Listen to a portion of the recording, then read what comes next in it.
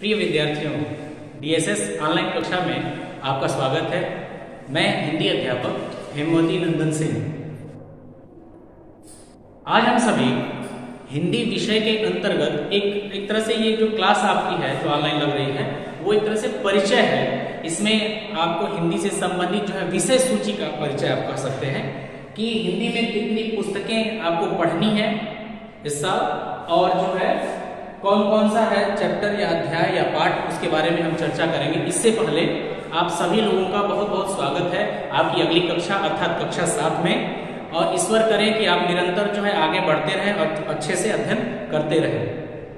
तो आइए हम जानते हैं कि आपको कौन कौन सी किताबें पढ़नी है कक्षा 7 में, और इसके साथ ही साथ कितनी जो है कापियां आपको बनानी है। तो सबसे पहले जैसा कि आप पढ़े थे कक्षा 6 में बसंत भाग 1, तो इसमें पढ़ना है आपको बसंत भाग 2। व्याकरण वसुधा भाग 1 का आपने अध्ययन किया था, इसमें पढ़ना है आपको व्याकरण वसुधा भाग 2। और वहां आपने पढ़ा था बाल राम कथा, और इसमें आपको पढ़ना है बाल महाभारत कथा। तो स्पष्ट है कि 3 पुस्तकों का आपको अध्ययन करना है। एक मुख्य पुस्तक जो आपकी है वो है बसंत भाग 2, ठीक है, और व्याकरण की पुस्तक आपकी व्याकरण वसुधा भाग 2, और इसके साथ ही साथ महाभारत की कथा से सब कुछ जो है अध्याय जोड़े गए हैं जो आपके जीवन मूल्यों से संबंधित है कि आप जो है अपने जीवन में कुछ उन पाठों से अध्यायों से कुछ सीखें। इस उद्देश्य को ध्यान में रखते हुए इस कहानी को रखा गया, इस कथा को रखा गया है, ठीक है। तो ये हो गया, 3 पुस्तकें हो गई। और अब जान लीजिए कि इसमें कितनी जो है कापियां आपको बनानी है। तो हिंदी बसंत भाग 2 से संबंधित इसमें जो है जो विभिन्न पाठ होंगे, इसमें आपको प्रश्न उत्तर लिखना है, शब्दार्थ लिखना है, या फिर जो है उससे जो आपको क्रियाकलाप जो दिए जाएंगे उससे संबंधित भी प्रश्नों को आपको उसमें हल करना है। तो इसकी एक कापी होगी, और वो जो है मोटी कापी बनाइएगा, पतली कापी नहीं बनाना है आपको। पतली कापियां जो है 2-3 बनाएंगे भर जाएगी, फिर एक कापी जो है गायब हो जाती है इधर उधर, फिर दिक्कत होती है आपको परीक्षा के दौरान। तो मोटी कापी एक बनाइएगा। दूसरी कापी भी आपको मोटी ही बनाना है जिसमें आपको भाषा, वर्ण, शब्द, संज्ञा, सर्वनाम, क्रिया, विशेषण जैसा आप कक्षा 6 में पढ़ रहे थे, अब 6 की अपेक्षा 7 में क्या करना है, यानी 7 में थोड़ा सा उसका विस्तार हो गया है, ठीक है। तो इसकी भी काफी आपको मोटी बनानी है। और बाल महाभारत कथा जो है अपेक्षाकृत यानी इनकी अपेक्षा जो है पतली कापी बना सकते हैं, क्योंकि इसमें जो अध्याय होंगे जैसे द्रोणाचार्य, कर्ण, भीष्म, ठीक है, दुर्योधन, इस पर जो कथाएं हैं उस पर हम लोग 1-2 क्वेश्चन या अधिक से अधिक 5 से 6 प्रश्न जो है इसमें लिखेंगे, ठीक है। तो इसकी कापियां जो है अपेक्षाकृत पतली होंगी। अब इसमें थोड़ा सा मैं आपको यहाँ बताऊंगा कि हिंदी बसंत भाग 2 के अंतर्गत जो है कौन कौन से मुख्य पाठ हैं और इसको आपको किस तरह से जो है पढ़ना है। हालांकि इस संदर्भ में आपकी पुस्तक में मिल जाएगा, लेकिन हम थोड़ा सा यहाँ पे एक लाइन में संक्षिप्त में इसका परिचय देंगे, ठीक है। तो जो मुख्य पुस्तक आपकी है बसंत भाग 2, इसका जो पाठ है, पहला जो अध्याय है वो यानी पाठ एक कविता है, ठीक है। कविता हम पंछी उन्मुक्त गगन के, उन्मुक्त का मतलब स्वतंत्र। इस कविता का शीर्षक है हम पंछी उन्मुक्त गगन के, अर्थात पक्षी क्या चाहते हैं, पक्षी चाहते हैं कि वो स्वतंत्र हैं, उन्मुक्त रहें। इस संदर्भ में जो है लेखक ने इसमें रचनाकार ने या कवि ने इसके बारे में बताया है, ठीक है, शिवमंगल सिंह सुमन जी ने। इसके बाद से दूसरा जो अध्याय है दादी माँ। तो दादी माँ एक कहानी है, इसमें लेखक अपनी दादी माँ के बारे में बताते हैं कि दादी माँ का स्वभाव कैसा था, उनका व्यवहार कैसा था, और वो किस तरह से पूरे घर को जो है संजोए हुए थी, संभाले हुए थी, उनके बारे में बताया गया। और तीसरा जो है एक निबंध है हिमालय की बेटियां। ये एक निबंध है, हिमालय की बेटियां अर्थात हिमालय से निकलने वाली जो नदियां हैं, ठीक है, गंगा, यमुना, ब्रह्मपुत्र, इनके बारे में लेखक ने एक निबंध लिखा है कि इनका उद्गम क्षेत्र कैसे है और कैसे जो है मैदानी क्षेत्रों में आती है और हमारी संस्कृत सभ्यता से जुड़ी हुई है, ठीक, ये हो गया। चौथा जो है कठपुतली, ये कविता है, और इसमें बताया गया है कि कठपुतली यानी काठ की गुड़िया, इसे जो है बंधन मुक्त होना ये चाहती है, बंधन में नहीं रहना चाहती है। इसके संदर्भ में जो है कवि ने अपनी कविता लिखी है जिसका शीर्षक है कठपुतली।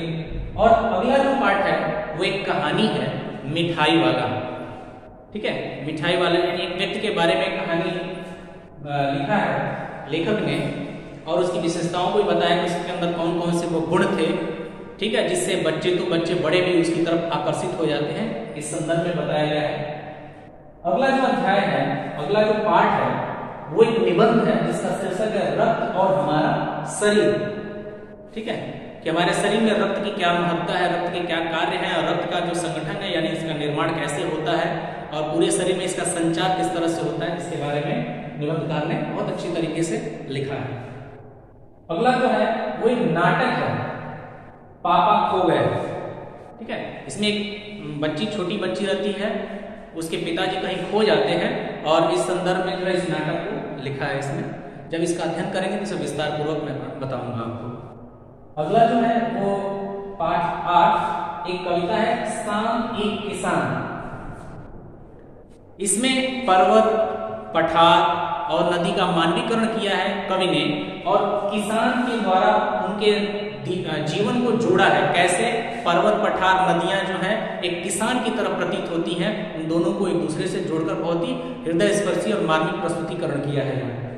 फिर अगला जो है चिड़िया की बच्ची, ये भी एक कहानी है कि एक छोटी सी चिड़िया रहती है, उसे अपनी माँ से कितना लगाव है, इसके बारे में बताया है इसमें कहानीकार ने। और इसमें सेठ जो गोविंद दास होते हैं वो बहुत प्रलोभन देते हैं उस चिड़िया को, लेकिन वो उस माँ के प्रेम के आगे इनका जो प्रलोभन व्यर्थ होता है, इस तरह से इसके बारे में बताया गया कि माँ के प्रेम के बारे में यह दर्शाया गया है इसमें। और जो अगला है 10वां पाठ, अपूर्व अनुभव, ये एक जापानी संस्मरण है।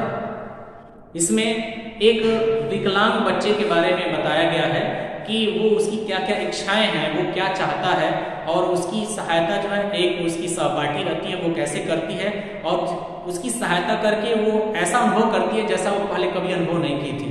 उस अपंग या अपाहिज बच्चे की सहायता करके वो बहुत ही खुश होती है। ठीक है, तो ये है।